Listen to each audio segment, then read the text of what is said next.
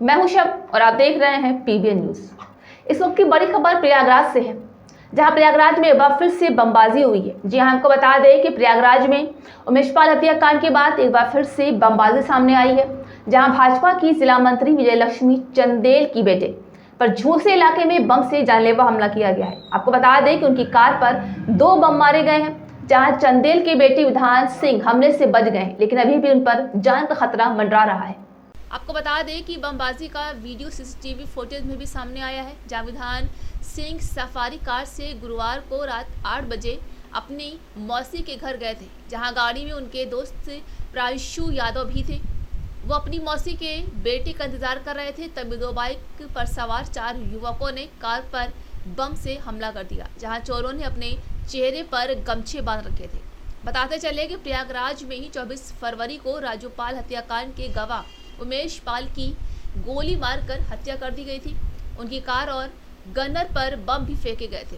इस मामले में गैंगस्टर अतीक का बेटा असद और उसके साथी शामिल थे, जहां 42 दिन बाद शहर में एक बार फिर से ऐसा ही मामला हुआ है, जिसको लेकर पूरे शहर में अफरा तफरी मची हुई है।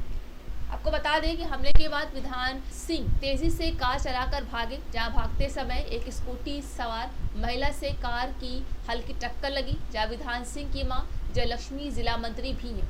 वो थानापुर ग्राम सभा से प्रधान भी हैं। बताया जा रहा है कि कौशाम्बी में तैनात कांस्टेबल शिव बचन यादव के बेटे शिवम यादव से विधान सिंह का कुछ दिनों पहले विवाद हुआ था, जहां कांस्टेबल और उसके बेटे ने बीजेपी नेत्री के घर जाकर माफी भी मांगी थी, लेकिन विधान सिंह ने कांस्टेबल के बेटे पर हमले का आरोप लगाया था, जहां पुलिस ने केस दर्ज भी कर लिया था।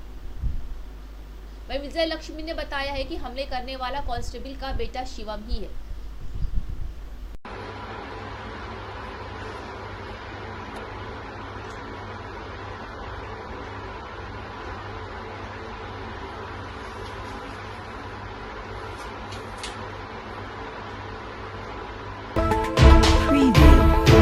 आगरा में रामभद्राचार्य ने कहा है कि विपक्ष देश को बेचना चाहता है।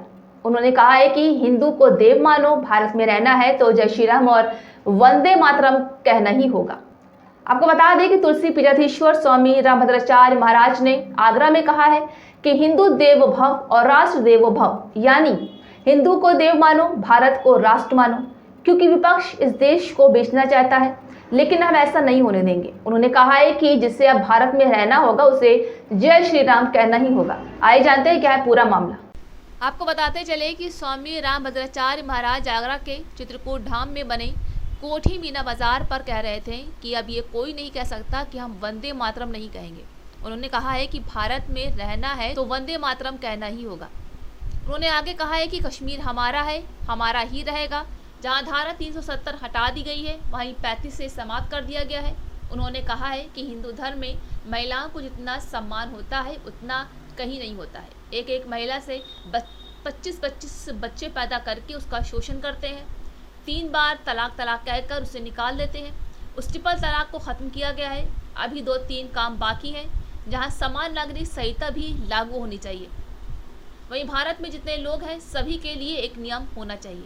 बता दें कि स्वामी रामभद्राचार्य महाराज ने कथा में कहा है कि अपनी माता और अपना जन्मभूमि स्वर्ग से भी श्रेष्ठ होती है। जहां माता हमारी स्वर्ग से भी बड़ी है, उनका अपमान करके कोई भी सुखी नहीं रह सकता है। जहां शहर में जगह जगह वृद्ध आश्रम बने हैं, मैं कहता हूं कि ऐसी स्थिति ना आए कि वृद्ध आश्रम बनाने पड़े। बता दें कि तुलसी पीठाधीश्वर जगत गुरु रामभद्राचार्य ने हनुमान चालीसा की चौपाइयों में 4 गलतियां बताई हैं। उन्होंने कहा है कि टंकण की इन अशुद्धियों को तुरंत ठीक किया जाना चाहिए। इस वजह से लोग गलत शब्दों का उच्चारण करते हैं। जहां जगत गुरु ने इसके साथ ही रामचरितमानस को राष्ट्रीय ग्रंथ घोषित करने की मांग की है। वहीं बुधवार को आगरा में श्री राम कथा सुनाने के दौरान जगत गुरु ने ये बातें कही हैं। वेद ने 4 बातें कही ही, मातृदेवो भव, पितृदेवो भव, आचार्य देवो भव, अतिथि देवो भव।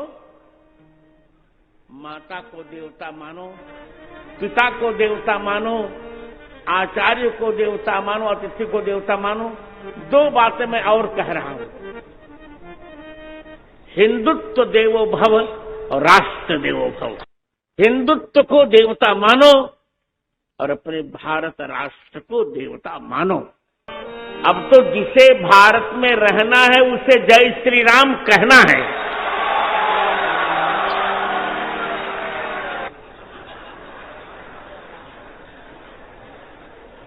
अब ये कोई नहीं कह सकता कि हम वंदे मातरम नहीं कहेंगे। भारत में रहना है तो वंदे मातरम कहना पड़ेगा।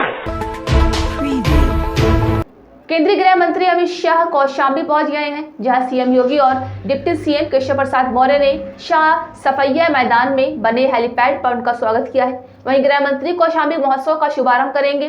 वो करीब 2 घंटे जिले में ही रहेंगे। आपको बता दें कि अमित शाह इसके बाद आजमगढ़ के लिए रवाना होंगे। वहीं अमित शाह के दौरे से पहले सपा की विधायक पल्लवी पटेल को पुलिस ने हाउस अरेस्ट कर लिया है, जहां आरोप है कि वो महोत्सव स्थल पर प्रदर्शन करने जा रही थी। वहीं कौशाम्बी में गृह मंत्री 117 योजनाओं का लोकार्पण भी करेंगे, जिनमें ज्यादातर योजनाएं दलित उत्थान और दलित बस्तियों के लिए समर्पित बताई जा रही है। जहां कार्यक्रम में कुमार विश्वास राम कथा सुनाएंगे। इसके बाद वो आजमगढ़ के लिए रवाना होंगे। यहाँ पर 4,583 करोड़ से अधिक परियोजनाओं का लोकार्पण और शिलान्यास किया जाएगा। बताते चलिए कि कौशाम्बी के कड़े धाम स्थित फसैया मैदान में 3 दिवसीय महोत्सव में सांस्कृतिक कार्यक्रम आयोजित होगा। इसमें मर्यादा पुरुषोत्तम राम की कथा डॉक्टर कुमार विश्वास सुनाएंगे, जहाँ शोषित वंचित व दलितों के राम की छवि, सामूहिक विवाह व दिव्यांग उपकरण वितरण रहेगा।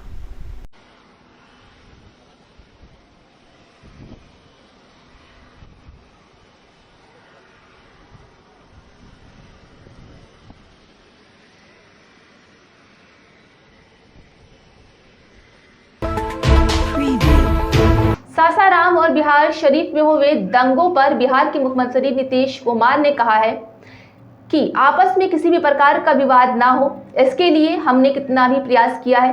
उन्होंने कहा है कि 1-2 जगहों पर कुछ लोगों ने झगड़ा किया है तो उस पर तुरंत कब्जा भी कर लिया गया है, जहां धीरे धीरे सब पता चल जाएगा कि ये गड़बड़ी किसने की है। अब बिहार नहीं है, आप तो यंगर है, जरा सबसे पूछ लीजिए बिहार में किस तरह से हम लोगों ने आपस में किसी तरह का विवाद न हो और कितना ज्यादा हम लोगों ने किया है।